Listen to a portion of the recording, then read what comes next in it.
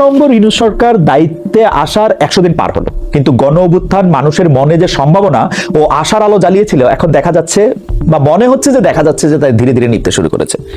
বিশেষ রাজনৈতিক পরিমণ্ডলে অনৈক্য, সন্দেহ, অবিশ্বাস আর বিভ্রান্তি দিন দিন স্পষ্ট হয়ে উঠছে। কারণ গণ অভ্যুত্থানে নেতৃত্ব দেওয়া বৈষম্য বিরোধী ছাত্র আন্দোলন ও তাদের সহযোগী সংগঠনগুলো রাজনৈতিকভাবে কি করতে চায় তা এখনো অস্পষ্ট জনগণ ও রাজনীতিবিদদের কাছে। ডক্টর ইউনূস বলছেন, আমি আপনাদের কথা দিচ্ছি, আপনারা সুযোগ দিলে প্রয়োজনীয় কিছু অত্যাবশ্যকীয় সংস্কার কাজ শেষ করেই আমরা আপনাদের কাঙ্ক্ষিত নির্বাচন আয়োজন করব। ততদিন পর্যন্ত আমি আপনাদের ধৈর্য ধারণ করার অনুরোধ করব। ধৈর্য ধারণ করা। ওকে, এই কথার সমস্যা হলো অত্যাবশ্যকীয় সংস্কার বলতে মানে অত্যাবশ্যকীয় কি জিনিসটা কি? অত্যাবশ্যকীয় মানে অত্যাবশ্যকীয় সংস্কার বলতে তিনি কতদিন বোঝাতে চান তা স্পষ্ট না, এতই অস্পষ্ট যে আমি এটা উচ্চারণ করতে পারি না। আবার কয়েকজন উপদেষ্টার কথাবার্তায় এমনও আভাস পাওয়া যাচ্ছে যে সংস্কার কাজ শেষ না হলে নির্বাচন হবে না। অর্থাৎ সব মিলিয়ে দীর্ঘ একটা সময় তারা চাইছেন, রাজনৈতিক দলগুলো এরকম অনুমান করছে এবং নির্বাচনের জন্য অধৈর্য হয়ে উঠছে। এখন এই সরকারের নির্বাচন দেওয়া উচিত কি উচিত না, এই সরকারের ভিতরে পক্ষ প্রতিপক্ষ নানা ধরনের ঘটনা তৈরি হচ্ছে। এর মধ্যে কেউ কেউ বলছেন বৈষম্য বিরোধী ছাত্র আন্দোলনের ছাত্রদেরকে অযোগ্য প্রমাণের চেষ্টা করছে কেউ কেউ। মানে কেউ কেউ কথা বলছেন যে বৈষম্য বিরোধী ছাত্র আন্দোলনের সঙ্গে যারা ছিলেন তারা যে কতটা অযোগ্য, তারা অপরিপক্ক, এইটা প্রমাণ করার চেষ্টাও কেউ কেউ করছে। অথচ তারা যে অনেক বর্ষিয়ান সিজনড রাজনীতিবিদদের চেয়ে সাধারণ মানুষের সাথে অনেক বেশি সম্পৃক্ত, সেরকম কিছু নজির কিন্তু আমরা মাঝে মধ্যেই দেখি। নাহিদ ইসলাম জগন্নাথ বিশ্ববিদ্যালয়ের বিক্ষোভের মুখে যেরকম সংযত আর সংবেদনশীল ছিলেন তা অবশ্যই প্রশংসাযোগ্য। আমি জানি ওরা পারছে এবং তাদের উপর আমার সর্বস্ব বাজি রাখতে আমি রাজি আছি বলেই চাচ্ছি ইলেকশনটা এক্ষুনি দিয়ে ওরা চলে যাক। কারণ গণতন্ত্র কায়েম করার জন্য গণতান্ত্রিক সরকার দরকার। অন্তর্বর্তীকালীন সরকারের ভোটে আসে নাই, তাহলে কাদের ম্যান্ডেটে তারা ক্ষমতায় থাকবে?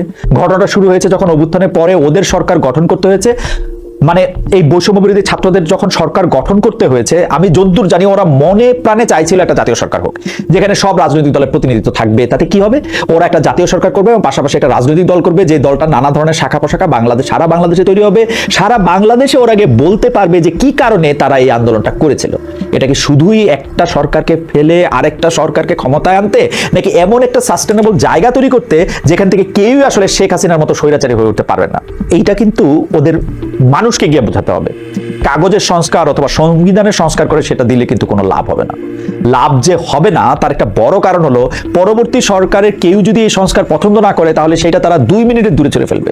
এদিকে ছাত্ররা যেহেতু জাতীয় সরকার করতে পারে নাই, তার কারণে তারা রাজনৈতিক দলটাও এখনো করতে পারে নাই। সেই কারণে সবার মধ্যে অবাধে যাওয়ার সুযোগটা তাদের কমে গেছে। আমি এইটার ফ্যালাসিটা একটু বলি, যে ধরেন আমরা গণতন্ত্র চাচ্ছি এবং আমরা মনে করতেছি যে গণতান্ত্রিকভাবে যে সরকারটা নির্বাচিত হয়ে আসবে তারা গণতন্ত্রকে বজায় রাখার জন্য যে সংস্কারগুলি করা দরকার তারা করবে না, এবং সেটা ইউনূস সরকারেরই করে যেতে হবে, যিনি আবার গণতান্ত্রিকভাবে নির্বাচিত নন। এই কথা যদি আমি বলি তখন এই হুমকিটা এরকম ভাবে দেওয়া হবে যে তার ম্যান্ডেট হচ্ছে তিনি একটা গণ অভ্যুত্থানের পরে এসছেন, তার চেয়ে বড় ম্যান্ডেট আর কি হতে পারে? আপনারা কি আপনাদের কথা শুনতে পান? গণতন্ত্র মানে কিন্তু গণতন্ত্রকে আপনি যত ব্যাখ্যা করতে যাবেন সেইটা গিয়ে আইয়ুব খানের বেসিক ডেমোক্রেসিতে পরিণত হবে, ডেমোক্রেসি আর থাকবে না। যাই হোক, এই যে ওদেরকে মানে আমার প্রিয় নাহিদ, মাহফুজ, আসিফ, হাসনাত, সার্জিস, এদেরকে যে লিমিটেড করে রাখার একটা চেষ্টা করা হচ্ছে, কারণ তারা এখন সরকারে আছে। এই সরকারে থাকার কারণে তারা দল গঠন করতে পারছে না, তাদের আদর্শের কথাগুলি বলতে পারতেছে না। কোনোভাবে ভুলিয়ে ভালিয়ে একটা সংস্কারের বাহানায় তাদের যদি 2 বছর, 1 বছর, 3 বছর, 4 বছর করা যায়, তারা অনেক অজনপ্রিয় হবে। নিজেদের মধ্যে সাধারণের মতো নানা ধরনের গিট্টু লাগবে, প্যাচ লাগবে। এখন যতদিন পর্যন্ত এটা লম্বা করা হবে, সেটা ডক্টর ইউনূসের সিদ্ধান্ত হোক বা 24 জনের মধ্যে 21 জন যে বড় বড় লোকেরা আছেন, মুরব্বী শুনলে আবার মুরব্বী এরকম একটা মনে পড়ে। এই যে লোকেরা আছে তাদের কথা শুনে ওরা সংস্কারে অপেক্ষায় থাকুক। যত দিন তাদের যাবে তত দিন এই নতুন শক্তির গ্লেজটা কমতে থাকবে, তারা একটা ঘষা পাথরে পরিণত হতে থাকবে এবং তাদেরকে মোটামুটি রাজনৈতিক শক্তি হিসাবে নিশ্চিহ্ন করে দেওয়া যাবে। কিন্তু এখন বলতে এই মুহূর্তে যদি একটা নির্বাচন দিয়ে ওরা সরে যায়, রাজনৈতিক দল করে, সমস্ত মানুষের কাছে যায়, পথের মধ্যে থেকে মানুষকে বোঝায়, বাংলাদেশের মানুষ যে বোঝাইলে বোঝে, এটার একটা প্রমাণ তো আমরা দেখেছি যে ওদের ডাকে, ওদের আহ্বানে বাংলাদেশের সব স্তরের মানুষ কিন্তু সামিল হয়েছিল। অর্থাৎ পরিবর্তন বা সত্যিকারের সংস্কারটা কিন্তু মাঠ থেকে আসতে হবে, কাগজে কলমে, আইনে, সাদায় কালোয় সংবিধান পরিবর্তন করে কিন্তু এর কোনোটাই হবে না। সো ইওর অনার, আমি মনে করি ওদের এখন মাঠে নামা উচিত। ওরা এখন একটা রাজনৈতিক দল করলে সেটা কিংস পার্টি হবে, অর্থাৎ সরকারের থেকে, সেটাও আসলে তারা নিতে চায় না, উচিত হবে না, এবং সে জায়গাতেও ওরা নাই। আমি ওদের জন্য মাহফুজ, নাহিদ, হাসনাত স্যার, জিসু মামা, ওদের জন্যই চাই যে ওরা সাধারণ মানুষকে একত্র করার কাজটা একসাথে করুন।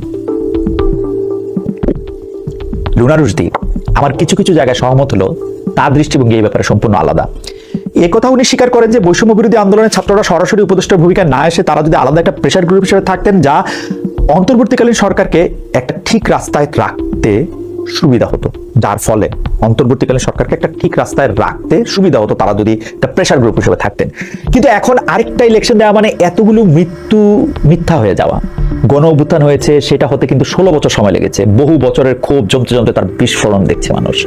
এখন আরেকটা ইলেকশন দিলে, ধরেন বিএনপি ক্ষমতায় আসলো, তারা যে আওয়ামী লীগের মতন একই কাজ করবে না এর কি নিশ্চয়তা আছে? বিষয়টা তো হলো বর্তমান কোন রাজনৈতিক দলের প্রতি মানুষের কোনো আস্থা নেই। বিষয়টা হলো বর্তমান কোন রাজনৈতিক দলের প্রতি মানুষের কোনো আস্থা নাই। গণতন্ত্র কিংবা ম্যান্ডেট ইত্যাদি শব্দগুলো অন্তর্বর্তীকালীন সরকারের ক্ষেত্রে খাটে না। ধরেন বিশাল একটা ভূমিকম্প হলো, রাস্তাঘাট ঘরবাড়ি সব লন্ডভন্ড, মানুষ পড়ে আছে রাস্তায়, এখানে সেখানে বিশাল সব খানাগন্ধ, গাছ উপড়ায় পড়ে আছে, আর আপনি গাড়ির স্টিয়ারিং এ বসে আছেন, ক্রমাগত হর্ন দিচ্ছেন কারণ আপনি গাড়িটা চালাতে চান। এই স্টিয়ারিং এ বসা মানুষদের যদি বিভিন্ন রাজনৈতিক দল হিসেবে দেখি, অন্তর্বর্তীকালীন সরকারকে লুনা রুশদি দেখতে চান অ্যাম্বুলেন্স বা রেস্কিউ টিম হিসেবে। তাদের কাজ হলো রাস্তা পরিষ্কার করা, মেরামত করা, জঞ্জাল সরানো, লাশগুলির দাফন করা, আহতদের চিকিৎসা করা, ক্ষয়ক্ষতির হিসাবে যতদূর সম্ভব রাস্তাটা ঠিক করে দেওয়া, যাতে তার উপর আবার যানবাহন চলাচল করতে পারে। তাদের কিন্তু ক্ষমতা বলে কিছু নাই, দায়িত্ব আছে। এটা পালন না করে সব লন্ডভন্ড অবস্থায় তারা যদি ফেলে যায়, তাহলে জুলাই শহীদদের, তাদের পরিবারদের, এখনো হাসপাতালে চিকিৎসাধীন আহতদের সমস্ত কিছু মিথ্যা হয়ে যাবে। যে জমানো ক্ষোভ থেকে সমস্ত মানুষ একসাথে জ্বলে উঠেছিল, যদি আমি মনে করি আবার চাইলেই সাথে সাথে সেরকম হবে, আমি নাকি তাহলে প্রকাশ স্বর্গে বাস করছি। দর্শক, আমাদের এই তর্ক এখন এইরকমই ঝুলন্ত অবস্থায় আছে। আমরা চাই এই তর্কে আপনারা সামিল হন, আমাদের আপনাদের মতামত জানান, আপনাদের মতামত আমাদের জানান। পরবর্তী এপিসোড আবার এখান থেকেই শুরু করব। ততদিন পর্যন্ত ভালো থাকেন, দেখা হবে। আস্থা গণতন্ত্রেই রাখেন।